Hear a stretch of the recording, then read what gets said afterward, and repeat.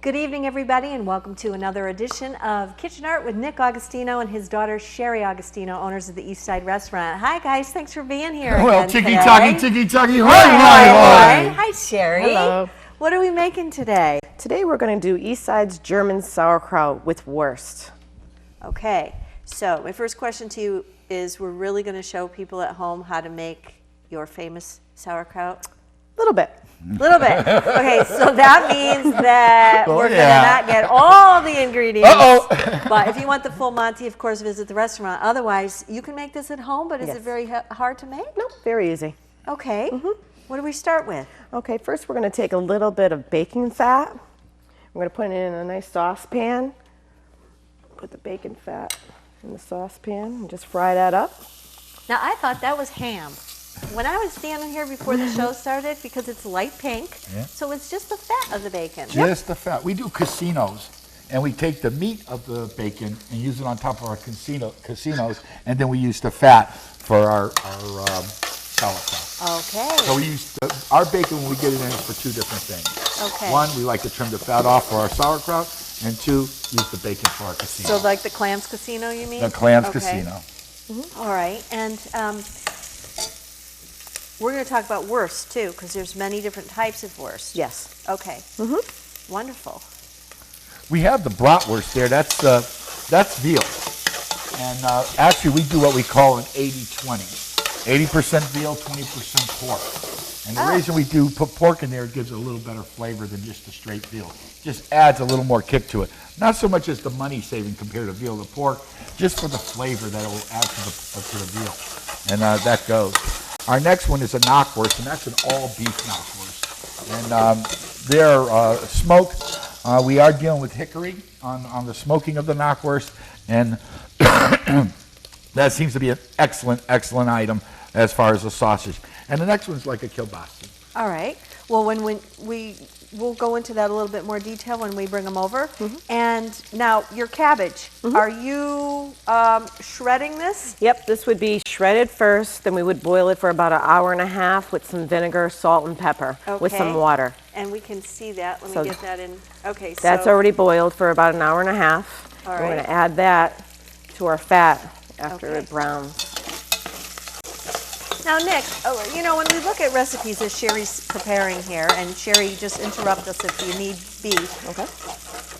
Let's talk about, you know, people who are watching their weight and people who are wanting to eat less calories but still enjoying their time out. So have you, in your experience with either East Side or prior, had... Well, that's a big topic today. You see it on the TV all the time. When I was at Cafe, I was able to do an experiment on weight with eating and people, which was very exciting for me to do this. I was operating a cafeteria called Cafe 24, which I'll mention a few more times because that was a good, exciting time. But they had I had a meeting room that had the Weight Watchers in it. The place just opened up. We had 46 women. No, it was 39 women and 7 guys, all in a Weight Watchers room, listening to these 4 women say how they're going to lose weight. The Weight Watchers menu, all the way through. Next thing, I get a phone call from the commissioner. Are you going to do that Weight Watchers program? I got 46 people here writing up that they want it, and I think that's good business. I think we should do it. And I said, most certainly we should. I said, we're going to sit with the recipe women, and they're going to show us how to make this, and we'll have this on our menu every day. The Weight Watchers will take a whole division of the cafeteria just for Weight Watchers. So we get the recipe. The first one was 1 calorie soup. A 1 calorie soup. It's got a carrot and a diced carrot. A diced carrot. And that was cooked 4 times just to get the calorie out of it. So, you know. And water. And water. So we'd put that out and we'd have it for like some ridiculous 75 cents for a cup. We didn't even really want to charge for it because it really wasn't good. But they wouldn't take it for nothing. They would pass over and go to the chowders and to the cream soups. And the same thing, all of a sudden, after about 3 weeks into it, and we're finding all this product we're preparing is not selling, and then we're trying to say, well, if you have 3 diet menus, we'll give you a 4th one for free. So you come in there and you eat Weight Watchers 3 times, the 4th one is free. I mean, that's promoting it. And we never gave a free one. No one's ever ate 3 in a row. Nobody ever ate it. See, No. So what happened when they walked in? They're hungry, they were... Oh, no, it was the meeting of the deers. You ever see them? They look up and see who's in the crowd, you know, because they don't want to see them going over to get the double cheeseburger. And they wanted to see them go to the diet, and all of a sudden no one's watching. They'd hit it quick, and all the cooks behind there and all goes, there goes Happy Bottoms. Oh, yeah, the name of the group was called Happy Bottoms. So you can Bottoms, imagine, you there know. we go, But there we go. basically what I found out that it's people Yeah. and how they want to treat their body and how they want to. You can't really tell the restaurants that if you Right. change, they're going to eat it. I don't see that. No, it's That a is- personal decision. And I do believe options. Yes. If, yes. if you really want to get in force and give an option of a healthy thing, Yes. I think every menu should have an option Yes. for any kind of diet. Yes. Any kind of diet. So let's go back to these. Sherry, they're beautiful. All in a row. Okay, so Nick, go through them again now. What are Okay. we looking at? This is our what we call our German wurst, and it actually tastes like a kielbasa. Okay. This one here, Let's start at this end. So that's the German I'm sorry. wurst. Okay, that that's looks all a right. little better. Yeah. This is the German wurst. This is the bratwurst. Okay, and what's And the this is the bratwurst? knockwurst. Bratwurst, it's a veal. The veal. Okay. And the knockwurst is a beef. Okay. These are blended. We're going to put them in a blender and blend it so it's a smooth paste, and then we're going to pipe it into a casing, where this is just chopped and piped in. Okay. So now you have a blended sausage where they're putting it in a big blender, gets down to like a paste, we pipe it in, or you got one that's just been through the grinder, a little more meatier, a little more chewy, where this is more of a potato look and a full look. So these are not cooked. You have to, when they, you know, you have to cook them. This will be boiled when I get it, and this will be smoked. Okay. And this will be smoked. Do you is taste yours. different ones to know which company you want to go with? Because they probably put 40 different years spices. with this company. 40 years. And this is okay. what we told him how we want it. Okay. And he matched me to a T of what I want, and he provides all my sausage for me. So he Okay. does a great job for us. And size-wise, we like a nice-looking sausage. Right. And this is what we call our Burgermeisters. We'll offer those, a Burgermeister plate's got 3 variety of sausage on a platter. Hey. Or we offer it coming in the summer up in the beer garden. We're going to offer our meter boards. All right, let's talk about the meter boards because I had no idea what a meter board was. And if we can have the camera show this board that's in front of this one right here. Maybe we'll get another shot of that. Well, And- this is a half meter. Okay, And this comes in, and meaning meter as far as size. right. And what we end up doing here is this is a half meter, then we have a full meter. Half meter holds enough for 6 sausages. Full meter can hold 12. So what we're going to do is we're going to sauerkraut this whole platter. Yeah. We're going to cut our sausages and put them up there. I'm going to just, for a minute, Sure. just move this so we can see what you're talking about. And then Sherry, I'll put it back because I know she's going to. All right, so here's our half meter. Right. And you Okay. notice how I got it set up so when it sits on my snow no problem. tables. I got snow tables, and this will sit right over the snow tables, and this will still stay hot, as well as you're able to keep your beer cold on each side of it. Okay, good. So now, What we're doing is we have a variety of these boards. We found out when we started our beer garden, we wanted to give a different flair of food. So as far as giving a different flair of food, we want to give variety. So me and Sherry are, was it Tux, Austria? Where were we? Salzburg. Salzburg. We're up in Salzburg, and we went to this castle, and they had this restaurant, not too many people was working it, and they had meter boards. And they brought out a variety of German foods on a board because we said we wanted variety. And so they put this board in it, and I go, what is this? This meter board. I go, what do you mean meter board? Well, meter long. We got half meter, we got quarter meter, we got meter board. Depends on how big your group is. And how much variety. So we'll do a half meter of sausage, we'll do a half meter of pancakes, we'll do a half meter of chicken wings, our variety, and you got 12 people out there, you're able to have variety, and you have a plate, and you'll try a little of this, a little of that, and give you a better variety. so when you introduced us at the restaurant, Sherry, did this go over? Oh, yes. And so it went over in such a big way that you guys had to kind of revamp a little bit because people were ordering them like hotcakes. It makes sense they're ordering them like hotcakes because just like me, I'd say, well, geez, I don't know if I'm going to like which one. Here you have a sampling. Assortment. Well, Yes. when we first opened up upstairs, the first year you find out what you got. You really don't really know when you have a tent upstairs on the roof of your restaurant because you never did it before. Right. So the first thing you got to find out what people really want for a beer garden, a Munich room. we found out that this was the biggest hit we had. We went up there, did these meter boards, and on a Saturday night, the first Saturday night that it really took off, we did about 47 of them. Oh, And what happened was our kitchen couldn't produce them. of course not. And couldn't service the people that we had because it tied up the whole kitchen. So we stopped them immediately. We Okay. knew we had something great, Yeah. but if you can't do it right, you don't have You nothing. don't want to do it. No. So what we did was we stopped our meter boards. People got a lot upset, called up. I even had a person say, "You ain't got meter boards, I'm going back, we're leaving." And I looked right at them, I could do this, this, and this. "Oh no, we want to sit upstairs, our meter boards. That's what we did with our friends last time, blah, blah, blah." See, yeah. So what ends up happening is now we built a kitchen.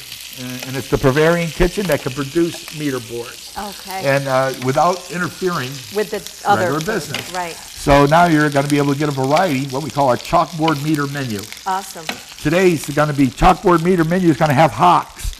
Today's chalkboard menu is a variety schlock meter board carrying 4 different varieties of pork.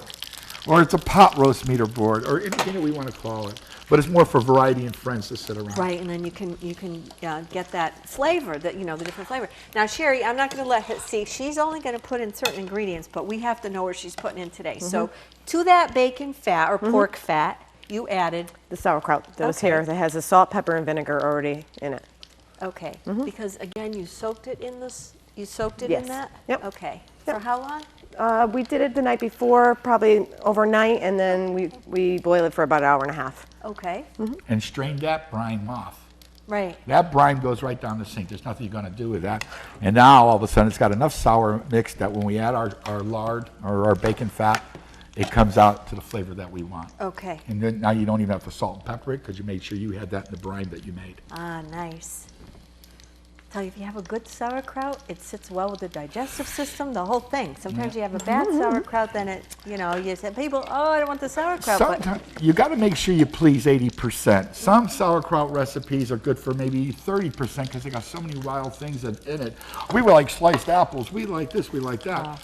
Oh, we want onions. You don't put onions in your sauerkraut? Well, no, we don't, because 40% of the people don't want onions in their sauerkraut. You might want onions, but that. So when we come up with a recipe, we got to make sure it's a recipe that satisfies all. all. So they say, you're not cooking it like my mother's. Well, Mommy only had to satisfy 4. Right. So, Right. And Mommy always put a little love in everything, and nothing Right. better than food with love, So, Okay, so now Sherry's going to cut all those wursts on an angle, which is a nice presentation. well, we want to make it easier for the customer, too. When they go up there and they want to try a variety, we don't want them to take a knife and start having to chop up the meal. We want them to take the nice forks we got, pick out the 2 they want, grab their mustard, and be able to do it quickly. Right, We'll take the time in the kitchen where they don't have to spend the time at the table. right. And that's very important to us, too, as well. That is. So are you going to start offering this again? This starts April 15th, is supposed to Okay. be our meter board start date. Okay. If the weather, it's a weather business now, upstairs, so it all depends. If I got a good day over 65 This degrees. is outside. This is all outside or in the Munich room. We say outside, but you're really In a tent. in a tent, and you have heat up there, and it's beautiful and a We can't wonderful wait. thing. We- I we wish you can't guys wait. could smell this at home. I know. Yeah, even our I know. even our camera folks are like, let me at it. It is just wonderful. But again, it's what you're starting with. It's the ingredients you're starting with. Now you can't see this on the camera, but Sherry's cutting this up, and it looks beautiful. But you're going to see it when she plates it. So while we're waiting for her to do that, and if you add anything to that sauerkraut, please let us know, because you're going to interrupt the story. Cafe 24. I want to hear about Cafe 24. Oh, okay. Well, I worked for the state of Connecticut Department of Corrections. I was a You manager. did? Yeah, 17 years. It was a great 17 years. I retired, actually. I owned a restaurant on the Berlin Turnpike. I sold it. And I had a daughter, which was in total sports. So I wanted to be able to see her sports at 2 o'clock in the afternoon. And Right. in the restaurant business, you really couldn't. No. So I took a cooking in a jail. Because after lunch, you were able to leave at 1:30, and you started at 6:30 in the morning or whatever. I think I started at 5 in the morning. But you were able to get out to go to her sports What a games. nice dad. And as soon as she finished graduating, we were supposed to go to Florida and open our restaurant. That was me and my wife's Your dream? Our dream.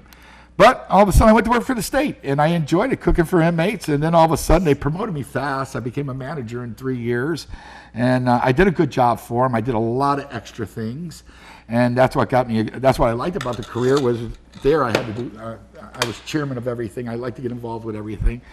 So all of a sudden, the commissioner called up and says, Commissioner of Corrections calls up and says, Nick, we want to open up the old Department of Transportation building. I go, very good. But there's a code in Hartford that you can't open a building over 300 people without a cafeteria. Okay. So he says, I need you to open a cafeteria. And I said, well, isn't that the blind? Because usually the blind got a federal law that states that any food consumable product in a state building is sold by the blind. They make the profit. And that was just a big benefit to them. Well, the blind really don't want to do this this cafeteria, and they're willing to rent it to us for $1. Okay. I says, okay, I'm going to open up a cafeteria. I could open up anything. So I looked at them, and I came up with the brainstorm. The budget for opening up a cafeteria was nothing. I had not enough. But the budget for me to open up an educational restaurant for training inmates in culinary school was enormous. So the first thing I said was, since I was a culinary teacher per se for about 8 months, I says, well, I'm going to teach inmates. We're going to open up an educational plan, and we're going to use a restaurant. But the problem, what did the state say to that? They loved it, because the problem with doing this was the inmates can't handle money. That's a contraband. No, right, okay. So what happened was I created a machine. This is right in '93 when debit card machines came out, and it was the Cash to Card Cafe 24 debit card. Okay. So you'd walk up, you throw your debit card in there, and you put a $20 bill. It sucks the 20 and puts it on your card. So when you go and you buy your food at the point of sale, you swipe your card, and it subtracts whatever they rung up from the card, so no money was transacted, and you balance the zero every night. Every night. Every night you go back to the cash the card, it was there. That was the whole process there. Was I was able to figure out a POS system without using real cash, and it took off. Oh, the inmates must have loved it because they're learning something new. And what they're eating, They're eating something right. really good. That's right. They're able to get that big lunch there every day. They're out and about. And they're getting an education. Yes, And yes. let me tell you, I've seen a lot of them go through with a great education. But Cafe 24 started that way. I ran it for 3 years. A lot of good education to the inmates. And these are not inmates with any victims. You didn't come to work for me if you hurt anybody. Okay. And if you got caught doing something stupid, but you didn't hurt nobody. So all the students I had were good. for victimless crimes. Yeah. So it wasn't that I was taking any type that would with fair. And you got to understand. Everybody said, "Well, will people eat after inmate cooking?" Well, interesting point. Well, Yeah. 15% won't go into McDonald's for whatever reason, and another 9% don't eat Kentucky Fried Chicken. And in that building, after figuring out, 6% won't eat after an inmate, and you can run a business on 94% of the people. So it didn't really bother me that if you didn't want to eat it, you just wanted sodas in here or things that were in Yeah, touch. that's fine. That's your prerogative. Yeah. That's your prerogative. But I did have an open restaurant license. It was very successful when I was there. I really enjoyed it. And Cafe 24 is a mark. And Is actually, it still there? I'm pretty sure it is. They opened one in Meriden too for a little while. After I retired, you don't follow back. You just go on to new ideas. Yeah. And I hope it is. The idea. It's a great idea. Well, I know that a few other states took the idea from me too and really liked it and ran real fast with that. Yeah. And you don't blame them. But I did get a unbelievable manager, outstanding manager plaque and a $1,000 bonus. So Congratulations! But thankfully you moved on from that because it set a good tone and it was a good idea and a good model for others. But now we have you on this other side, and Sherry's going to move this on top of here just so we really get a good shot of what she did. Sherry, this is absolutely gorgeous. You have, okay, we're seeing the worst is wrapping right around our mustard, and she's put it right over the top of the sauerkraut. Isn't that lovely? And this is kale on the side. You notice there's a rib here too that catches the water. That's Yes. the best thing is that when we do put a sauerkraut, overhead shot of it's not going to drip on anybody. So this board is built with a little technology of serving food like this. And these wrought irons is when I built my wrought iron. All the railings and whatnot, I have them make all these legs, so it was raised. Yeah, I was off the going to snow. say, do you have these made for you? These are all made, especially for what we want to do. You're not going to find anybody that's going to make these for you unless you get a picture of this and take it and have an iron worker do it for you. Right. And it will be very expensive. Mine, I did at the same time. And then you're serving this, and then people have their plate, and then they can kind of take it and work it off of there, and a piece of bread, or how do you generally, when you... Well, what ends up happening is they don't only usually take 1 meter board. They'll have 8 people, and they'll probably want to order 3 boards. And they'll order a potato board, they'll order a wurst board, and what was the other board? Antipasto board, where it's got salad wow. wings board. So you order a variety of boards, and then you get to choose from a lot of things. I think that's a fabulous idea. It worked. Really I like is. it. Yeah. Now, let's talk about the mustard for a minute, because you have these wonderful meats here, but you don't want to overpower them. You want to accentuate them. So how do you guys decide? Sherry, what would you say as the executive chef? You know, how do you decide what condiments go with your We've dinner? used a couple of different kinds of mustards at the restaurant. We've used a sweet mustard, a hot mustard, something in the middle, medium. We kind of went with the medium mustard because people like that the most. When it's a dark mustard, why is that? Dark seed. It is. Mustard seed. Yeah. Mustard's an idea of its own. I mean, you could do a lot of things with mustards. There's all kinds. Like horseradish? Mustard books. There's mustard books making all kinds of different mustards. This is a Zen mustard, a little more sweeter than usual, but it's not over sweetening. Okay. And this really, I found, when we finally found the mustard we want, complements all our dishes. Okay. And, yeah, I guess that takes, you're tasting. You're like out there mustard tasting, or all of your horseradish, anything that you're going to use, which is, important to accentuate your meat. We try to find a person who makes their own horseradish is usually the best way to go. Bought horseradish has a tendency to be a little more acidy than I like, and it knocks off the cottage cheese. So when we could buy gallons of it that is homemade, we buy as many as we can. Did you ever make your own horseradish? Ouch. I tried. Did you ever try? It's hard. You could pass out if you don't open the windows in the house because it's so strong. So that the folks out there that are Russian Orthodox who make their own, are probably laughing at this and saying, "Yeah, there's a trick to it." That is wonderful. All right. Well, when we come back, we're going to try this wonderful board that you have here. So we'll be right back with you. Well, it's time that we're going to plate this and be able to enjoy it. But before we do that, there's some brown sauce on here, and that is Sherry's secret sauce. That is what we're not going to find out about, but that's okay, because that's the treat of go. It's nice to try this at home and to try to make the sauerkraut at home, but it's also nice to go and be spoiled and enjoy dining at the East Side Restaurant and having, the little secrets that we don't know about that we can taste and kind of try to guess. So, Sherry, I'm going to ask if you would plate a little bit of that. And I know that if I was sitting in the restaurant and I was sitting in front of one of these boards, I would just help myself and try the piece that I want. But we're going to do it a little different here today. And boy, are we spoiled. This looks absolutely wonderful.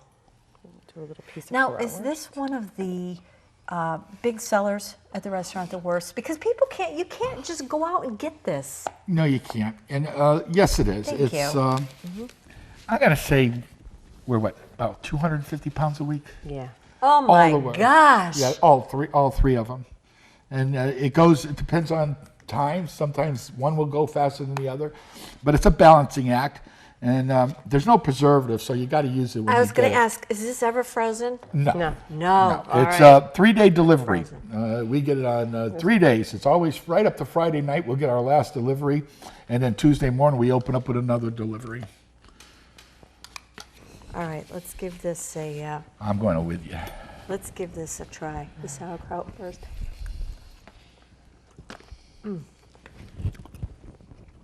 Uh-oh. Got another winner here. Another winner. I could eat this every day. I can too. Matter of fact, I do. All right, now I have to try the worst, and I would like to say that I could remember what you told me about each one. The lighter How brown one. smooth it is a blended sausage. It goes in the blender. All the meats go in there, and it goes right down to like a paste.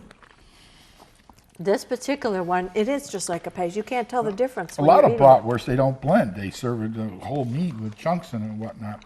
Where we have ours, we want ours blended. We want it, and it goes through the tube real smooth. It fills up the casings. Now, I know that on a Saturday night, this is delicious. I know on a Saturday night it's really busy. Is it always sold out? The restaurant? Yeah, on the Saturday weekend? night, always sold out. The bigger parties get sold out about a week before. If you're a 12 and higher, What if you're a 2? What if you're a 2 or a 4? you can get real lucky with me because my wife. depends on the day. That's right. You get here, you only got a party at 2. We're going to work our hardest to get you a seat. Because I got 32s. But you could go for lunch and enjoy this. Plenty of time. Yeah, this is wonderful. And we're not a fast lunch. We're a slow lunch. I try to tell everybody that. You know. What does that mean? That means a lot of them want their lunch in 45 minutes and get back to work in 45 minutes. You're not going to go through our menu in 45 minutes. It's just going to take you an hour and 10 minutes to have lunch with me. So if you're on a schedule where you don't have that kind of time, getting there, you're going to get frustrated. I'm not going to get you out. So we're a slow lunch, you know. McDonald's fast, a few other places fast. There's a lot to be said, you know, and to have a nice business lunch, and you can have, you know, something to eat, and you can talk at the same time, and you know, that's a good way to do it. That's the way the Europeans do it. You know, and that's what we're doing over at Eastside. Sherry, thank you so much for coming in. Thank you. This is beautiful. And right Nick, thank you so much. And Well, we're going to thank you. close our show the same way that we always do. We'll look right there and say to the viewer, Everyone now, tiki-taki, hoy, hoy, hoy.